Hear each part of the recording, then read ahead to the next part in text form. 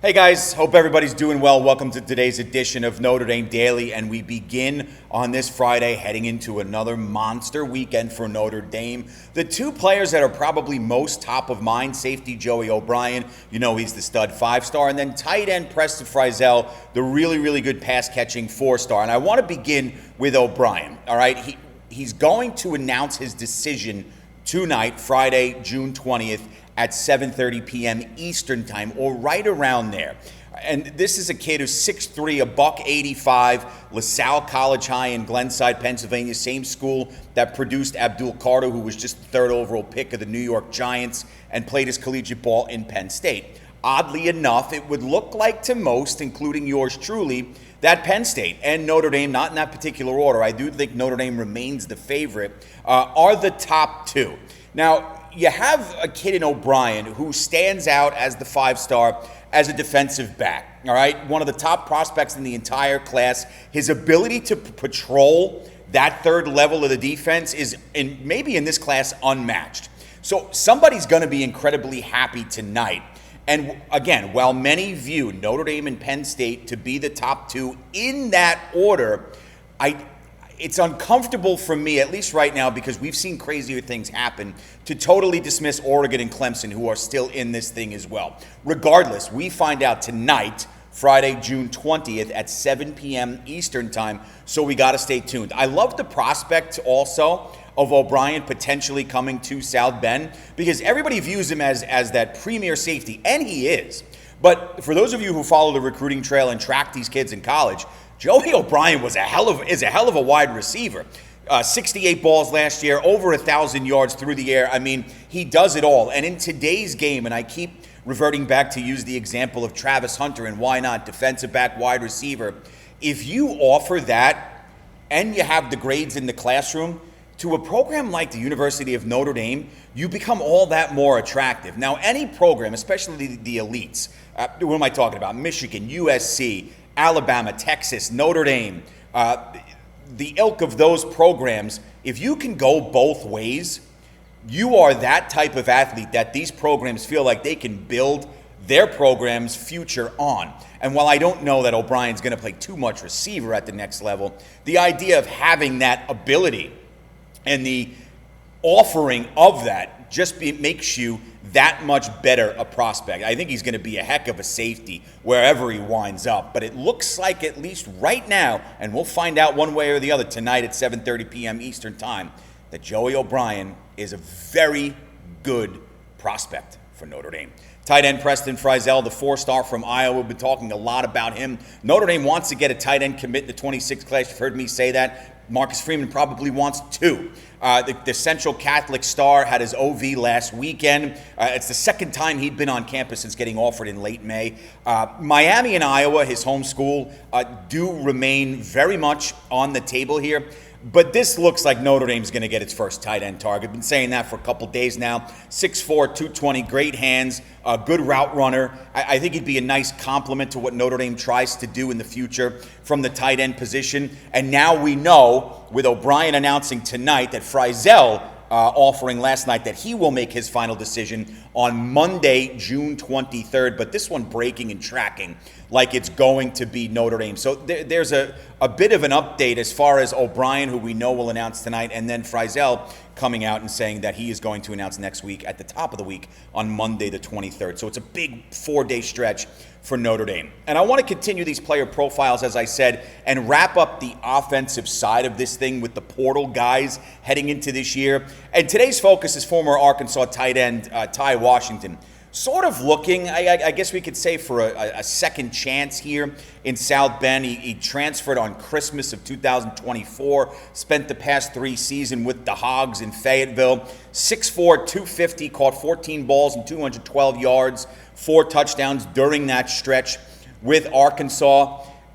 I think part of the thing were some internal conflicts, and then injuries were a big part of the lessened production for Washington. A 2023 shoulder injury.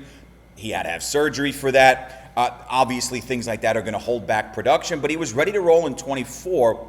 But here's the caveat to that. He was dismissed from the program it seemed like you're getting back and forth reports for how Washington felt he was being treated versus how Sam Pittman thought he was performing and acting, if you will. Sam Pittman, the head coach of Arkansas. So dismissed from the program after finishing with 2 catches, 25 yards, and a score. Hits the portal, and now he finds himself in South Bend. And it's key for Notre Dame here as Washington comes in, right, without the sexy stats, but the stats don't always have to pop off the page. And if you're not watching the kids play ball, they don't. It's like reading a box score after a game. They don't always tell the full story. Important, yes. Do you need it? Yes. But is it the be-all, end-all? Absolutely not. And I think the nice thing here for Washington in how he fits in this system is first and foremost from a depth perspective. You know you have your tight end one in Eli Raritan, who played a great season last year because he stayed healthy. Now he comes out as the tight end one. Kevin Bowman gets his 6th year of eligibility. You got redshirt freshman Jack Larson and then freshman James Flanagan on the depth chart with Washington as well. And of course, people want to know what's going on with Cooper Flanagan. Tore his Achilles during Notre Dame CFP run last year. He's expected to miss most, if not all, of this upcoming season, which is a blow. But the good thing here when you bring in a guy like Washington at this type of position that needs depth and reliability, he's also familiar with offensive coordinator Mike Denbrock.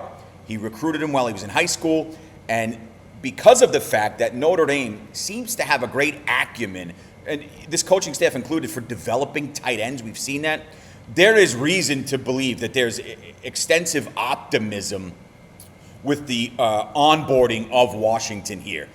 Given a new system at Notre Dame, loads of talent up and down the roster on the offensive side of the ball, you might get to see that talent unfold a bit more than it did in Fayetteville. We know that he can be a great pass catcher, but now you might see the next step here for Washington. Is this the type of move that is going to resonate right away like a Will Pauling or a Malachi Fields or Devontae Smith defensively, who we'll talk about next week?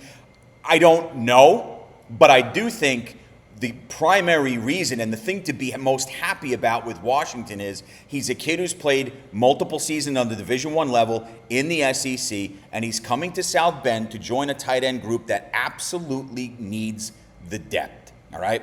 And, as luck would have it, the Irish travel to Washington's former team on September 27th. He's going to see his old coach, Sam Pittman, and the Razorbacks. So Notre Dame going on the road into SEC country.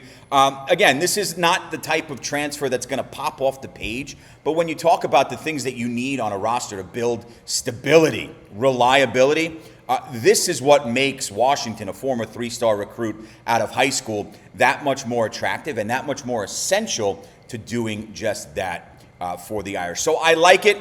We'll see how it transpires as we get closer and closer through the summer and closer to the August 31st kickoff date in Coral Gables against Miami. But it doesn't hurt, and it does give you that depth. So it's a positive there for the Irish. Continue to like to take your feedback, your comments, your questions. I've gotten a lot of them over the first couple of weeks of this show, and it's really blossomed because of the engagement that we have as the host and as the fans and vice versa, and I really appreciate it. Got a message from Guy Allegretto earlier in the week, real interesting to listen to, a real passion for Notre Dame football, and I'm glad, I appreciate that. I'm glad that comes across. As I've told you, my dad took me to my first game in South Bend in '95. Ron Paulus completely dismantling Washington. My dad had a lot of media hooks and a lot of friends out in South Bend, many of which I maintain today. So it was fun after that game. I actually got to hang out a little bit, take pictures with Ron Paulus in the athletics office. When I was a 9-year-old, he was like looking at a giant. And to this day, still my favorite player in my 39 years of watching Notre Dame football, quarterback Ron Paulus. So I do appreciate the kind words, Guy. John Moore notes it'll be interesting to see if Logan Thomas can contribute. Yeah, and that's key. We talked about the Viper position earlier in this week just as a follow-up to everything that had been taking place surrounding the latest injury to Jordan Botelho, which really sucks for the kid, especially when you talk about the productivity that he had early last year before going down in the Purdue game. I do agree with that. It will be interesting, especially with the depth on the edge.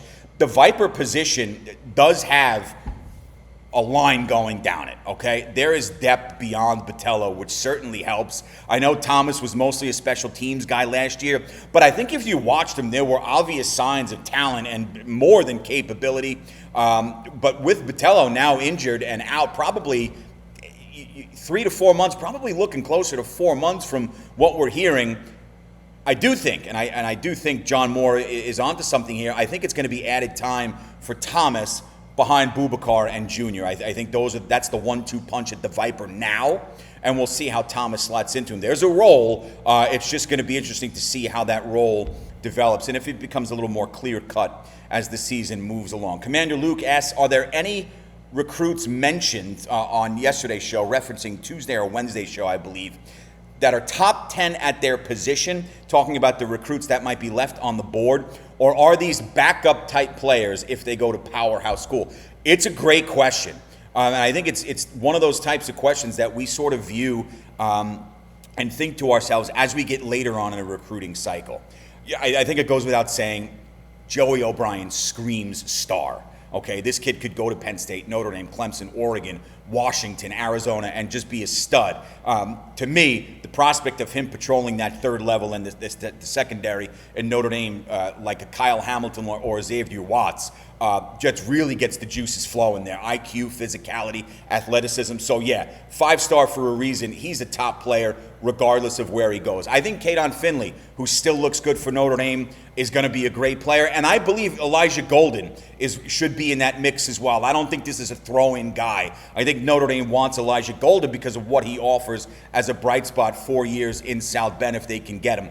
Time is going to tell. None of us know for sure. But if you're asking that question, Luke, and I think it's a great one, yeah, I think there are guys that will come in and be depth guys regardless of where they go. And I think you'll have other guys like a Finley or an O'Brien or even an Elijah Golden that really offer you that sustainability and stability to be really impactful players, starting 11 type guys. Preston Frizzell and Evan Jacobson are two more at that tight end position that I think are going to have very, very good careers as well. You know, I'm very high on Evan Jacobson, and it absolutely does look like, now we know that the announcement comes June 23rd, that's Monday, that Preston Frizzell looks pretty damn good with the idea of him coming to South Bend. So I really love the question there, Luke, and as we continue to go through this, we'll see a lot of developments because the window's still open, and as we get further into the summer, it gets fun. So a lot of these chips are going to fall now, and I think we're thinking big picture here going into the weekend. You want Joey O'Brien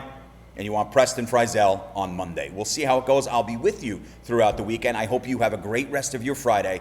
Big night tonight with the announcement coming of Joey O'Brien. Wherever you are, wherever you may be, enjoy it. 7:30 p.m. Eastern Time. And as always, go Irish.